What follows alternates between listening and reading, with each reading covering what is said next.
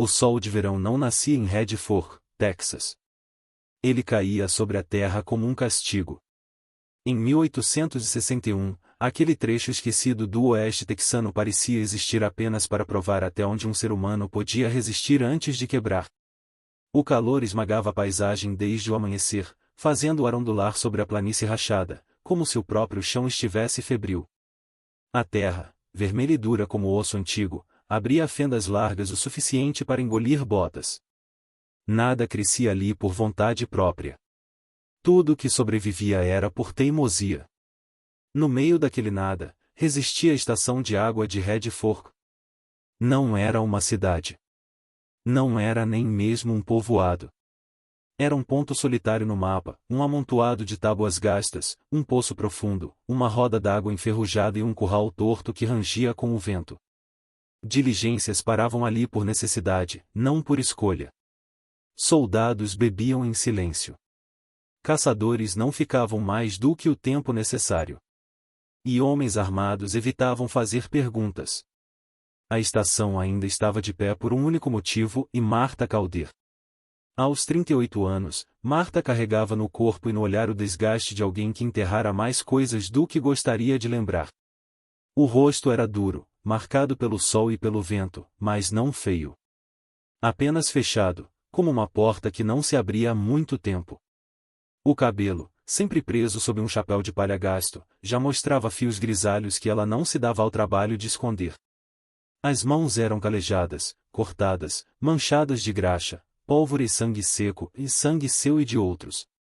Ela se movia pela estação com a precisão de quem sabia que qualquer erro podia ser o último. Conferia o rifle acima da porta todas as manhãs. Contava munição. Testava a bomba do poço. Reforçava as través do curral mesmo sem cavalos. Não por esperança, mas por hábito. Hábito era o que mantinha pessoas vivas em Red Fork. A guerra entre colonos e comanches não tinha fronteira clara naquela região. Ela se espalhava como febre e ataques isolados, represálias, vilas queimadas, acampamentos dizimados. Martha aprenderá cedo a não tomar partido. Quem escolhia um lado geralmente morria com ele. 6 anos antes, ela fora esposa. Jacob Calder, soldado da cavalaria, havia partido vestindo azul desbotado e promessas vagas. Voltou em silêncio, deitado sobre uma padiola de madeira, o corpo rígido, o rosto irreconhecível pelo calor e pelo tempo. Nenhuma testemunha. Nenhuma investigação. Apenas um tenente cansado que fez uma pergunta seca. Alguém viu o que aconteceu? Ninguém viu. Ou ninguém quis ver. Martha também não perguntou. Enterrou o marido. Guardou a placa de identificação dele, o dog tag, sob a camisa, junto à pele, como se o metal pudesse manter a verdade no lugar.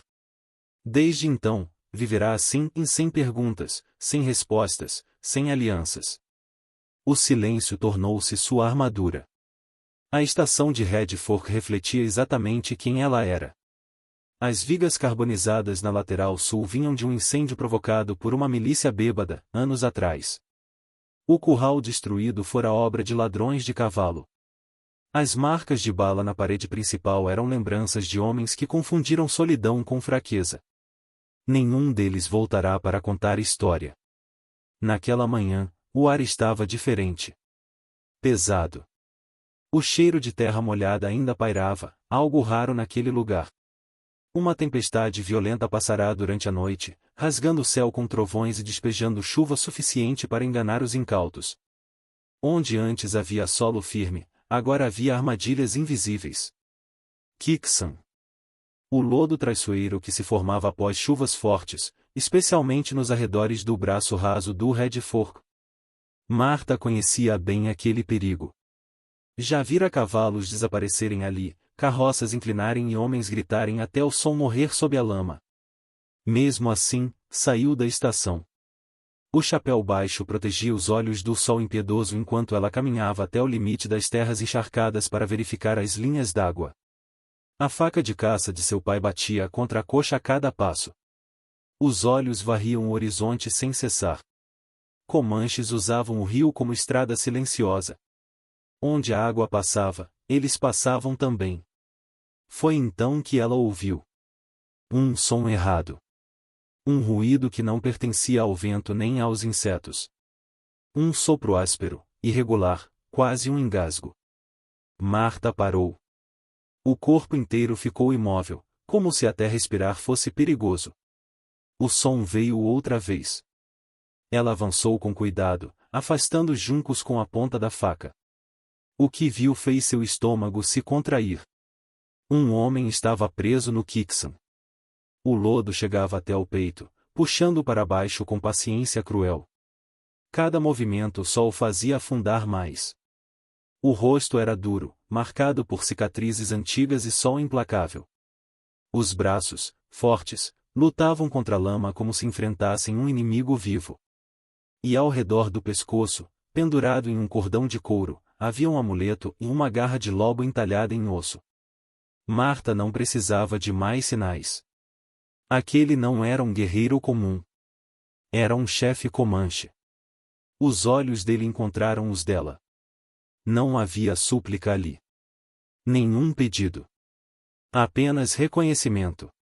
Como se ambos soubessem, no mesmo instante, que aquele encontro não era acidente. Era um acerto de contas do destino. O coração de Marta bateu forte. A mão apertou o cabo da faca. O dog tag de Jacob queimou contra sua pele, pesado como culpa. Ela podia simplesmente dar meia volta. O lodo faria o resto. Ninguém jamais saberia. Pelo contrário, em Fort Griffin, talvez levantassem um copo por ela se descobrissem. Um chefe Comanche a menos significava menos ataques, menos sangue branco derramado. Era a escolha segura. A escolha esperada. Mas aqueles olhos não eram olhos de um monstro. Eram olhos de um homem encurralado pela morte. Marta sentiu algo se mover dentro dela, algo que estivera enterrado desde o dia em que fechará o caixão de Jacob. Um desconforto antigo. A lembrança de ter ficado calada quando talvez não devesse. Salvar aquele homem não seria apenas um risco físico. Seria um sinal. Um selo invisível marcado em sua pele. Ajudar um chefe Comanche podia transformá-lo em alvo para colonos, milícias, mercenários. Poderia trazer a guerra até sua porta. Ela olhou para a estação ao longe. A roda d'água enferrujada. As cordas grossas ainda enroladas no eixo. Um meio existia. O chefe não desviava o olhar. O lodo subia devagar, já tocando o limite de sua respiração. O tempo não estava do lado de nenhum dos dois. Marta respirou fundo. Por 6 anos, sobrevivera escolhendo o silêncio. Agora, o silêncio exigia outro preço. Ela deu um passo à frente.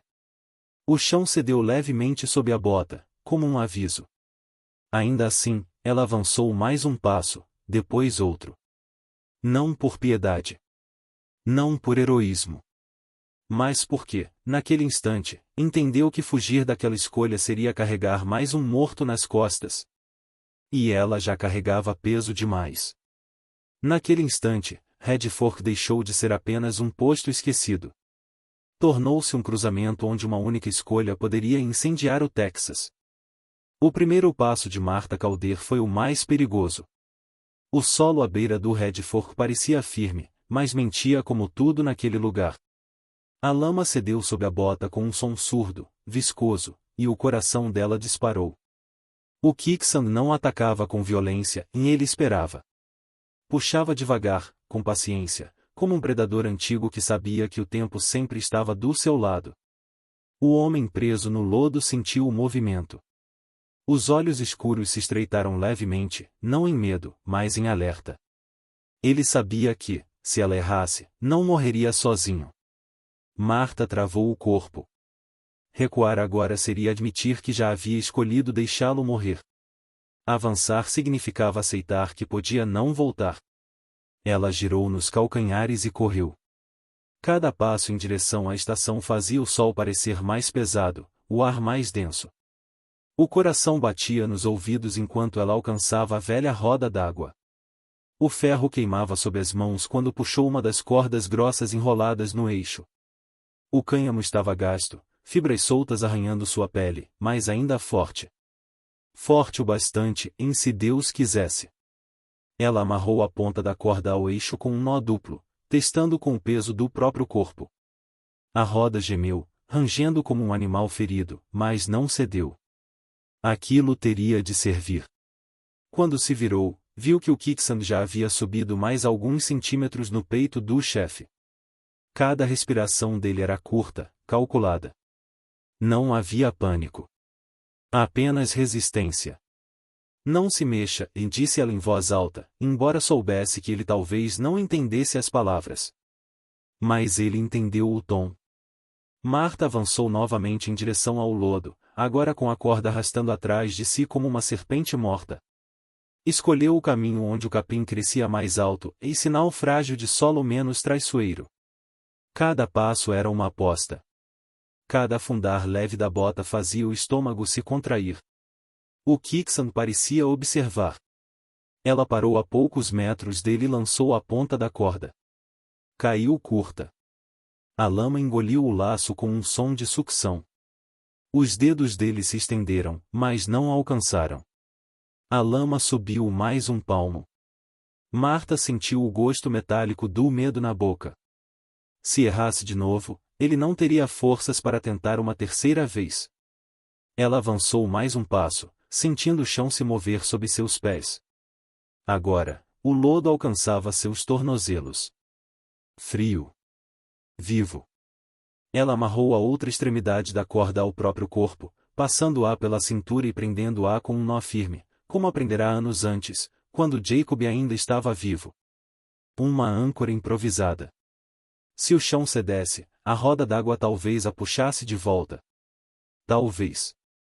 Ela ergueu os braços e fez um gesto claro, lento, e deite-se. O chefe hesitou por um segundo. Deitar-se significava entregar o corpo à lama, confiar nela. Mas seus olhos não deixaram os de Marta. Ele entendeu. Lentamente, inclinou o tronco para trás, espalhando o peso. O lodo resistiu, mas o avanço cessou. Marta lançou a corda novamente. Dessa vez, os dedos dele fecharam-se em torno do cânhamo. O aperto foi firme, quase feroz. Ela puxou. O impacto da resistência foi brutal. A corda esticou com violência, queimando sua pele. O nó na cintura apertou, roubando-lhe o ar. A roda d'água gemeu alto, o eixo rangendo como se fosse se partir. O Kiksand reagiu. A lama borbulhou, sugando o corpo do chefe como se recusasse a soltá-lo. Marta cravou os calcanhares no chão instável, inclinando o corpo para trás, usando todo o peso que tinha.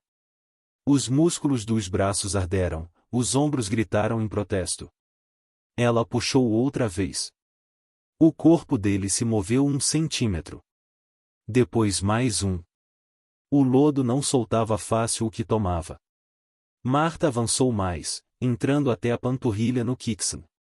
O frio subiu pelas pernas, e o medo veio junto. Agora, se um deles afundasse rápido demais, ambos morreriam. Não havia mais recuo. Ela puxava. Ele puxava. Sem palavras, sem gritos. Apenas respiração pesada, esforço bruto e o som úmido da lama lutando contra eles. O sangue começou a escorrer das mãos de Marta, misturando-se ao barro. A corda arrancava pedaços de pele a cada tranco. A dor era intensa, mas distante. Tudo que existia era aquele movimento repetido, puxar, segurar, respirar. O chefe soltou um som grave, e não de dor, mas de desafio. Um rosnado baixo, quase animal. A lama cedeu mais um pouco. O ombro dele emergiu. Depois o outro. A cada centímetro conquistado, o Kiksand parecia se enfurecer, tentando arrastá-lo de volta. Marta sentiu o chão sob seus pés começar a ceder mais rápido. O lodo subia agora até seus joelhos. Agora! Gritou ela, sem saber se falava com ele ou consigo mesma. Ela puxou com tudo o que restava em seu corpo. A roda d'água girou um quarto de volta com um estalo seco. A corda vibrou. O corpo do chefe finalmente se libertou com um som grotesco, sendo cuspido pelo lodo como algo indesejado. Ele caiu sobre o solo firme, rolando para longe da armadilha, coberto de lama da cabeça aos pés. Marta caiu logo depois, de joelhos, o peito arfando, a garganta em chamas. A corda ainda presa à sua cintura parecia uma coleira puxando-a de volta ao inferno. Ela a soltou com mãos trêmulas e rastejou para longe do quicksand, até sentir terra sólida sob o corpo. Por longos segundos, nenhum dos dois se moveu. O sol queimava. O silêncio era pesado. Então, o chefe se ergueu lentamente, apoiando-se em um joelho.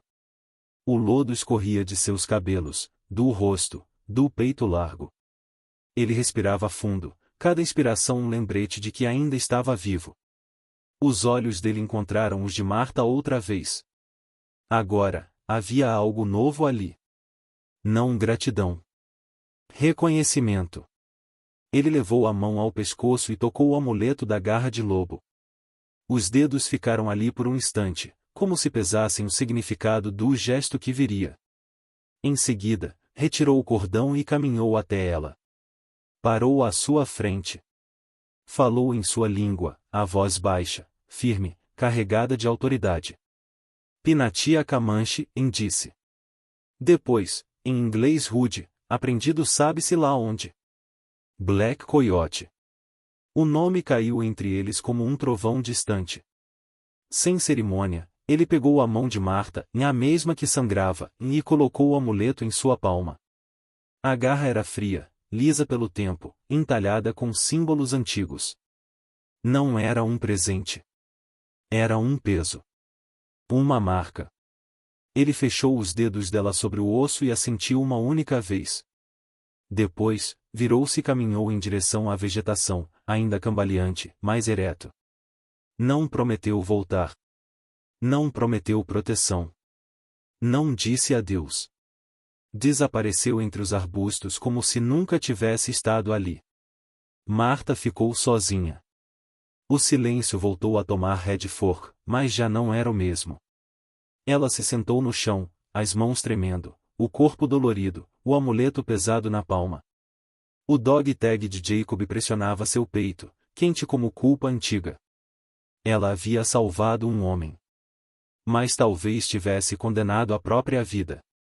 3 dias se passaram desde o lodo. 3 amanheceres em que Marta Caldeira acordou com o corpo dolorido e a mente em guerra. O amuleto da garra de lobo repousava sobre a mesa rústica da estação durante o dia e sob seu travesseiro à noite, pesado demais para ser ignorado. Ela não tentou vendê-lo, enterrá-lo ou jogá-lo no rio. Algumas coisas não permitem fuga. Apenas espera. Na manhã do 3º dia, a poeira apareceu no horizonte. Marta estava no alpendre, limpando o cano do rifle, quando viu a linha tênue se formar onde a terra encontrava o céu.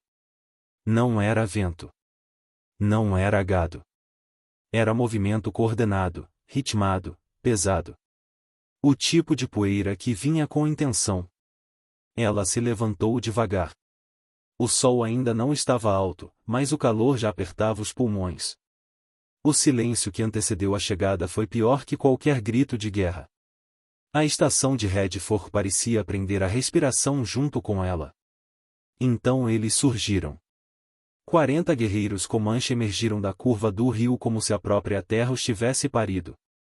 Os cavalos avançavam em formação, musculosos, disciplinados, cobertos de símbolos pintados à mão e marcas de guerra, de clã, de histórias contadas em sangue. Lanças erguidas, rifles presos às selas, rostos impassíveis. Não havia pressa. Não havia hesitação. À frente deles vinha Black Coyote. Agora não mais o homem coberto de lama lutando pela vida. Agora era o chefe. O porte ereto, a postura firme, o cocar de penas de águia ondulando com o passo do cavalo. Cada detalhe dizia autoridade. Cada movimento dizia poder contido. Marta sentiu a mão apertar o rifle por instinto, mas não o ergueu. Sabia que, se aquele fosse o fim, nenhuma arma mudaria o destino. Os cavalos pararam a cerca de 50 metros da estação. Uma muralha viva se formou diante dela. Nenhum guerreiro falou. Nenhum se moveu além do necessário. O silêncio pesava mais do que o aço. Black Coyote desmontou. Quando seus pés tocaram o chão de Redford, Martha percebeu que aquele lugar nunca mais seria o mesmo. Ele avançou alguns passos, os olhos atentos, não hostis. Avaliando. Lembrando. Ao lado dele, desmontou um homem mais jovem, magro, olhar atento demais para a idade. Tinha cicatrizes antigas no rosto e carregava um bastão cerimonial entalhado. Quando falou, sua voz saiu em inglês quebrado, mas firme. Meu nome é Noone, disse. Eu falo para o chefe. Martha assentiu uma única vez. Black Coyote falou em sua língua, palavras graves, profundas. Noone traduziu sem suavizar. Você puxou o chefe da terra faminta. Onde o lodo queria a vida dele, você escolheu lutar. Entre nosso povo, isso cria uma dívida. Uma dívida que não apodrece com o tempo. Martha sentiu o estômago se contrair.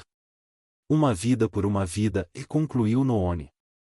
O peso daquelas palavras caiu sobre ela como uma sentença. Ela pensara que o amuleto fosse aviso suficiente. E estava errada. Aquilo era apenas o começo. Black Coyote deu mais um passo à frente. Seus olhos desceram lentamente até ao peito de Martha. Não para o rifle. Não para o rosto. Para algo sob a camisa. O chefe viu seu metal, disse Noone, apontando com o queixo.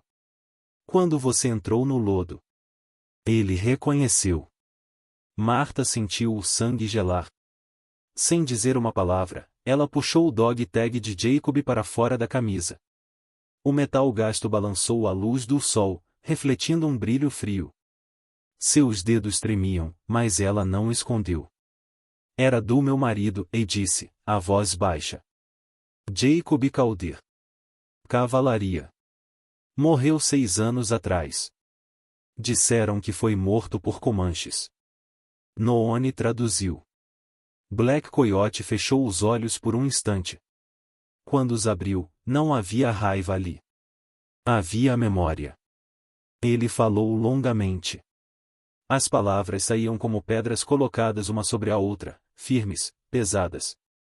Noone demorou a traduzir, como se cada frase exigisse cuidado. O chefe diz que Jacob Calder morreu no inverno das cinzas. Um acampamento Comanche dormia perto das colinas. Mulheres. Crianças. Um grupo de soldados brancos veio para limpar a terra. Queimar tudo. Martha sentiu o ar abandonar seus pulmões. Jacob não veio para matar, e continuou Noone. Ele tentou parar os outros. Ficou entre os rifles e as tendas. Gritou. Mandou recuar. Foi chamado de traidor. Um soldado atirou. Depois outro. Jacob caiu defendendo um povo que não era o dele. O mundo pareceu inclinar. Martha deu um passo para trás. A varanda rangeu sob seu peso. 6 anos de silêncio se quebraram dentro dela como vidro. Todas as noites em que se perguntara se devia ter perguntado mais. Todas as vezes que engolira a dúvida para continuar viva. Jacob não fora vítima do acaso. Fora assassinado pela verdade. Porque, a voz dela falhou. Ela engoliu seco. Por que me dizer isso agora? Noone traduziu. Black Coyote respondeu sem hesitar. Por que você salvou o chefe? Porque uma vida chama outra. Porque a verdade não pode ficar enterrada quando a dívida é paga. Martha sentiu lágrimas queimarem os olhos, mas não chorou. O luto era profundo demais para isso. Era um luto antigo, agora com nome, rosto e culpa. Ela ficará calada. E o silêncio permitirá que os assassinos de Jacob continuassem livres. A honra dele fora enterrada junto com o corpo. Até agora. Black Coyote fez um gesto breve com a mão. 2 guerreiros se moveram, atentos, mas não ameaçadores.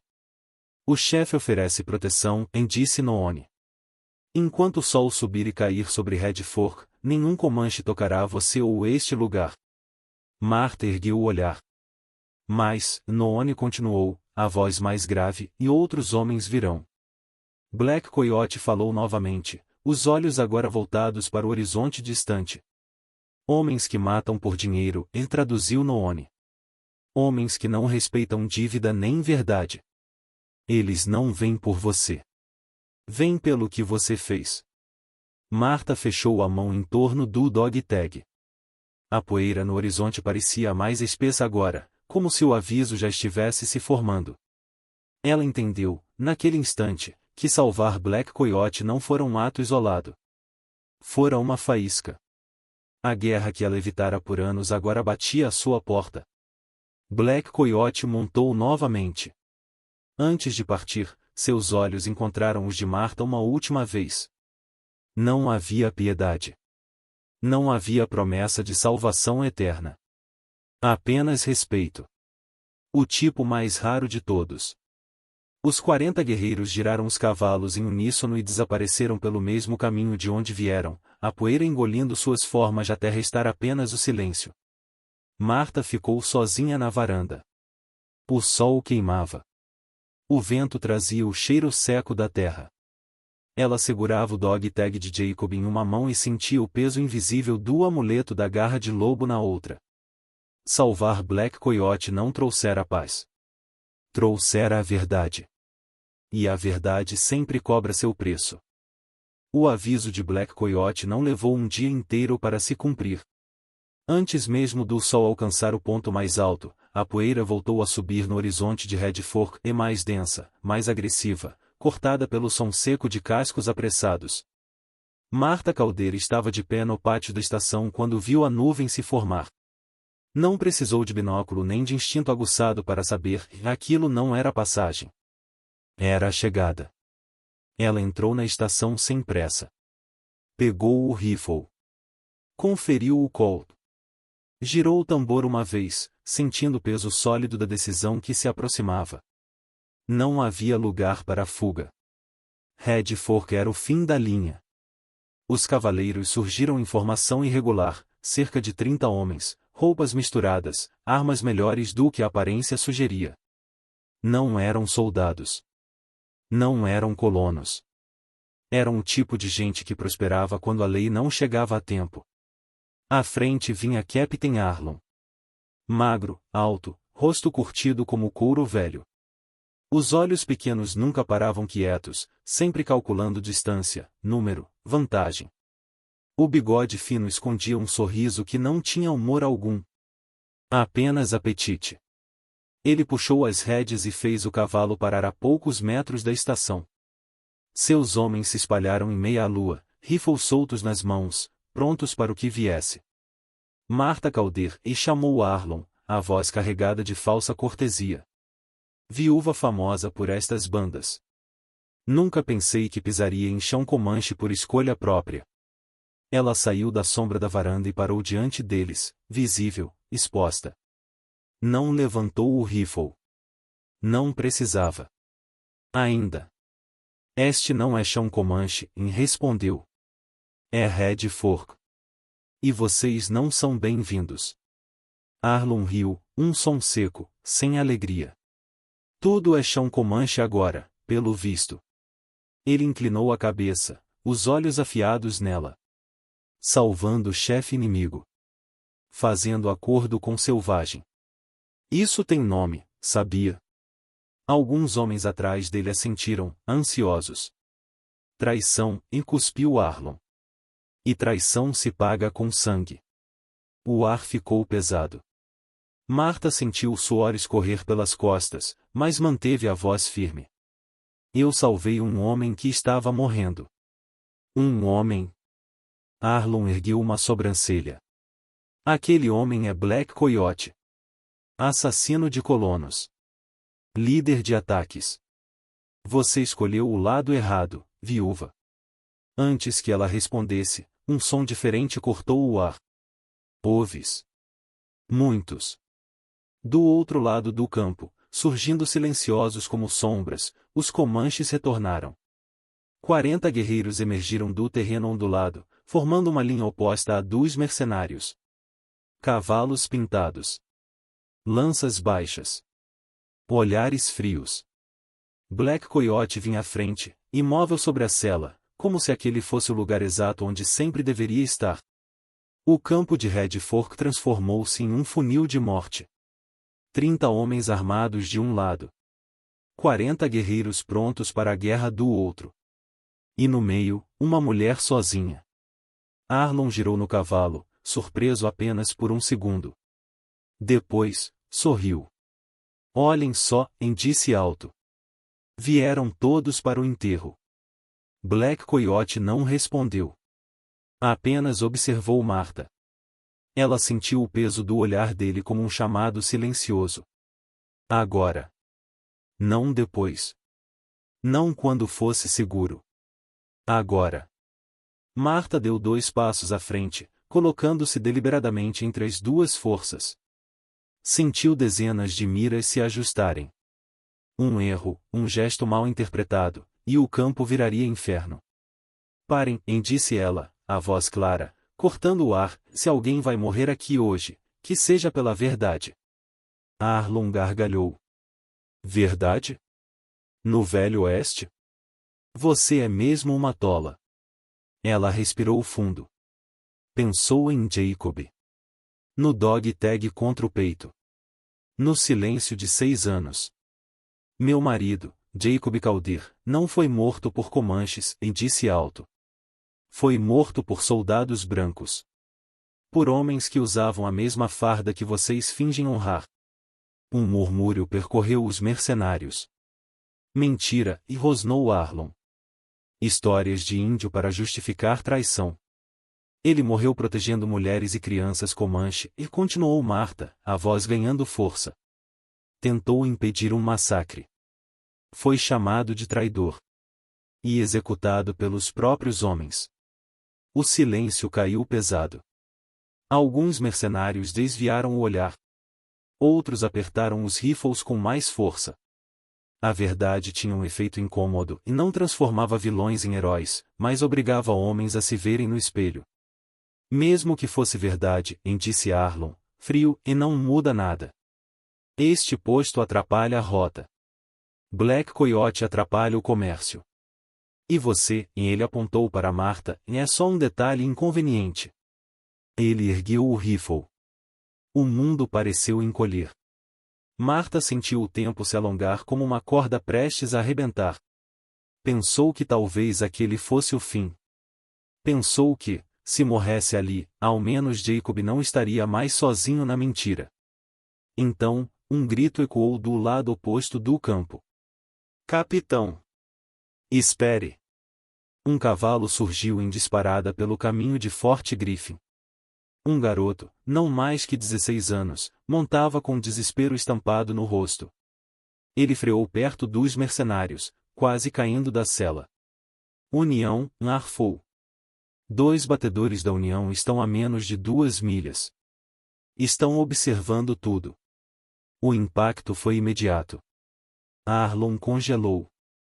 O quê? Sibilou. Eles viram a movimentação.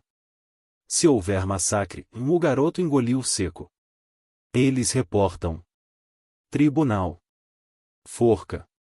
A palavra forca pairou no ar como fumaça tóxica. Os mercenários começaram a se mexer, inquietos. Um deles, mais velho, com cicatriz atravessando o rosto, baixou o rifle. Não assinei para morrer por ouro sujo, e murmurou. Outro assentiu. O poder de Arlon começou a escorrer como água entre os dedos. Marta percebeu a mudança e avançou mais um passo. Vocês não estão invisíveis, disse. O mundo está olhando. Hoje. Black Coyote ergueu a mão lentamente. Seus guerreiros permaneceram imóveis, mas a ameaça era clara, e se o primeiro tiro fosse disparado, não haveria recuo.